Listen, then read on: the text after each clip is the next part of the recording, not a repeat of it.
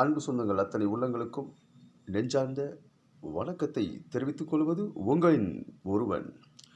இன்னைக்கு யாரை பற்றி பேச போகிறோன்னா,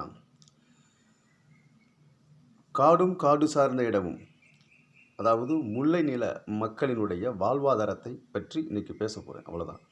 அப்படின்னா முல்லை நிலத்தினுடைய தொழில் என்பது ஆடு மாடுகளை வைத்து மேய்த்து அதனுடைய வாழ்வாதாரத்தை உயர்த்துகிற ஒரு முல்லை நில மக்களினுடைய நிலைமை. அதாவது ஒரு முல்லை நிலம் என்பது தான் செய்கிற தொழில், தானே முதலாளி தானே தொழிலாளி, அதுதான் உண்மை. அதில் பெருமையாக நாம் சொல்லக்கூடிய ஒரு கருத்து. ஆனால் அந்த ஆடு மாடு மேய்த்து அதன் மூலம் வருமானத்தை உயர்த்தி தன்னுடைய வாழ்வாதாரத்தை பெருக்கக்கூடிய ஒரு தொழில்தான்.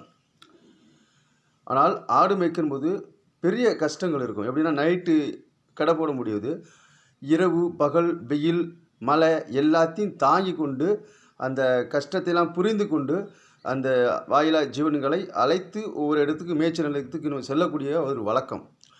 ஆனாலும் அந்த ஆடு தன்னுடைய பக்கத்தில் இருக்கக்கூடிய வயலில் போய் மேய்ஞ்சிருச்சுன்னா பக்கத்து வயக்காரர் அவங்க திட்டக்கூடிய ஒரு சூழ்நிலை.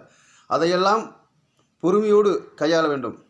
அப்படி பொறுமையோடு கையாண்டு தன்னுடைய வாழ்வாதாரத்தை உயர்த்துகிற ஒரு தொழிலாகத்தான் நான் பார்க்கிறேன்.